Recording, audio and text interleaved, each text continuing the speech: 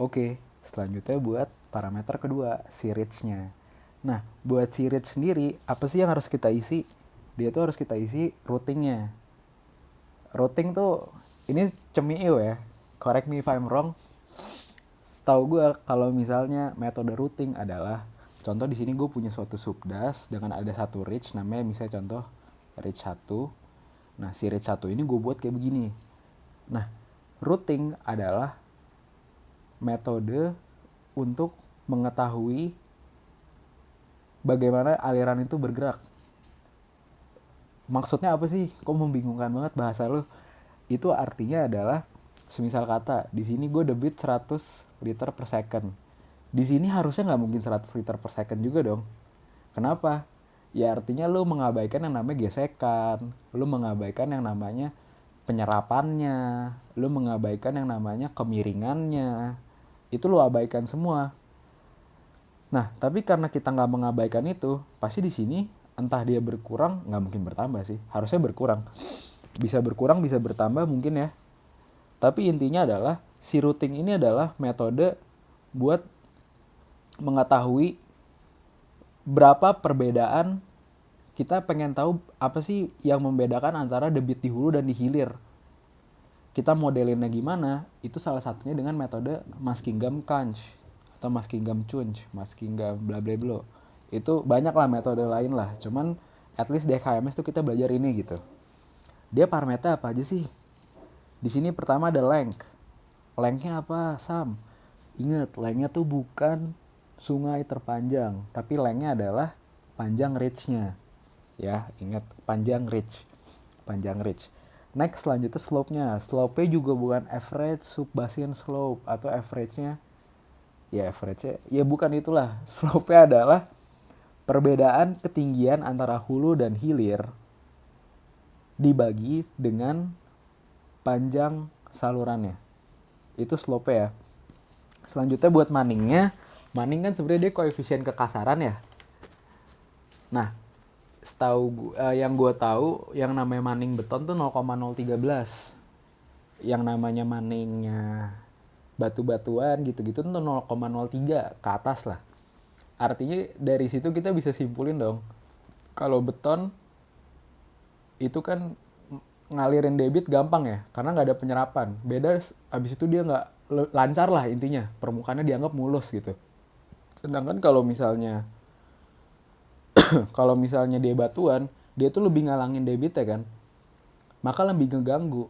Maka artinya kita bisa asumsi semakin besar nilai Manning, maka debitnya V-nya makin kecil gitu. Dia makin terganggu gitu alirannya.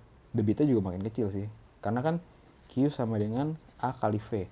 Selama nggak ada perubahan penampang, Q sama V itu berjalan beriringan gitu. Oke, selanjutnya untuk space time ya udah aja otomatis doi. Indeksnya di sini kita pakai celerity untuk hack HMS kita, untuk PIK kita lah intinya gitu. Nah, parameter yang harus kita masukin apa sih? Si index celerity. Index celerity itu apa sih, Sam? Ini bakal gue bahas nanti abis ini, karena di top video ini most likely bakal ngebahas dia. Selanjutnya shape-nya, itu shape dari salurannya segitiga kah, trapezoid kah, atau gimana. Nah, di sini ada width. Width-nya adalah tuh bottom width-nya. Artinya tuh lebar bawah saluran. Di sini bisa dilihat ya, makanya di sini width-nya segitiga tuh 0 gitu. Untuk trapezoid, ya udah masukin aja. Selanjutnya adalah side slope. Side slope adalah perbedaan rasio antara kemiringan rasio kemiringan perbandingan antara horizontal dan vertikal. Di sini gue udah sempat gambarin juga. Semisal kata segitiga bentuknya gini. Dia horizontalnya 10, vertikalnya ralat. Misalnya horizontalnya 5, vertikalnya 10, maka side slope adalah 5/10. Begitu. Di sini kenapa segitiga langsung 1 side slope-nya? Sebenarnya segitiga kan kemiringan ya udah aja gitu, masih bisa kayak gini, bisa kayak gini. Cuman si hack HMS ngasumsiin ketika lu pakai segitiga, side slope-nya 1. Side slope 1 apa sih artinya? Sudutnya 45 derajat. Gitu. Karena diasumsikan 45 derajat perfect mungkin ya. Itu buat side slope. Yang artinya bukan berarti kalau side slope 45 artinya dia segitiga ya, nggak juga. Oke, next. Untuk celerity sendiri dia tuh ada 3 variabel gitu di sini. Di sini ada G. G itu 9,81 yang udah kita tahu aja. A-nya itu luas penampang basah, T-nya itu lebar muka air. Oke, lebar muka air. Oke, pertama untuk luas penampang alirannya. Untuk luas penampang alirannya, itu kita pakai luas basahnya, bukan luas penampangnya ya, luas basahnya. Karena ya kita lihat di sini ya. Luas penampang basah itu rumusnya tuh A sama dengan B dikali H. Artinya B dikali H nih. H-nya tuh tinggi basah ya. Kalau misalnya trapezoidal yang ini. Nah, kok nggak ada rumus segitiga? Kalau segitiga ya udah gampangnya B sama dengan 0. Bottom width-nya 0 karena segitiga gini. Ya udah ini tinggal kita coret. Luasnya jadi H tambah MH kuadrat gitu. Luas penampang basahnya gitu. Itu buat luas penampang basah. Artinya parameter yang atas down dong. Next kita butuh lebar muka air. Gimana tuh Sam cara dapat lebar muka air? Lebar muka air itu kalau misalnya kita lihat di sini rumusnya itu kalau misalnya trapezoidal artinya B sama dengan B tambah 2MH. Kalau segitiga ya udah B-nya 0 gitu. Simple. Kalau lebar puncak itu B top width sama dengan bottom width gitu. Karena ya udah namanya juga persegi gitu. Simpelnya gitu kan. Nah, artinya kita udah dapet dong semua indeksnya. Indeksnya dapet, tinggal kita input. Nah, PR di sini adalah terkadang kita tuh dikasihnya dari debit, kita disuruh cari. Misalnya contoh ya, anggaplah kayak PIK kemarin, PIK 1 tapi bukan PIK 2. PIK 1 kita kan berangkat dari intensitas hujan, dari curah hujan wilayah, dari ini nih, R24. Kita transformasi, kita distribusikan jadi I, pakai rumus Mononobe. Kita kalikan koefisien ini, kita kali I, sama kita kali luas subdasnya, gitu kan. Kita dapat debit. Dari si debit kita desain buat jadi apa yo? Buat jadi dari debitnya kita desain salurannya. Salurannya pakai apa? Pakai namanya best design. Nah, cara kita bikinnya adalah dengan cara kita dari si debit kita pengen transformasiin jadi tinggi basahnya. Gimana sih caranya? Caranya adalah kita pakai rumus Bapak Maning lagi.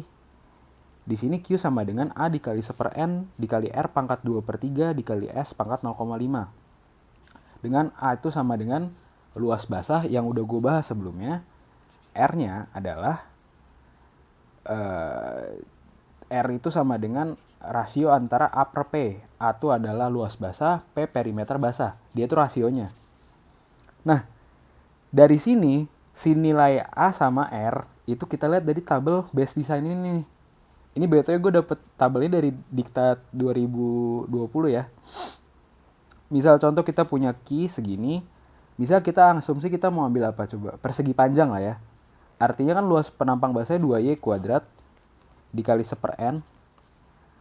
R-nya jari-jari hidrolik tuh kata dia 1/2Y. 1/2Y dikali S pangkat 0,5. S, N, itu kita udah tahu. Q kita udah pasti dikasih tahu. Dari sini artinya kita dapat gini, tinggal kita isolasi Q dikali N dibagi S pangkat 0,5 itu sama dengan kita coret Y pangkat 3. Artinya apa? Ini kan pasti suatu nilai ya. Anggaplah nilainya 1, Y sama Y pangkat 3. Maka kita dapat tinggi basah. Hasil transformasi dari nilai Q-nya. Dari si tinggi basah, kita balikin lagi ke atas. Gitu jadi ceritanya. Itu kita kayak reverse psychology aja sih. Kita bolak-balikin gitu. Kita balikin ke tinggi basah yang ini. Dan kita bisa akhirnya input yang ini lagi. Nah, tapi itu kan tinggi basah. Jangan lupa dari si tinggi basah ini, misalnya ini kan arti tinggi basahnya sama dengan 1. Si salurannya itu Y ditambah 1/3 tinggi basah. Ini apa sih? Jagaan. Dari sini kita baru dapat Y akhir. Itu artinya tinggi saluran kita.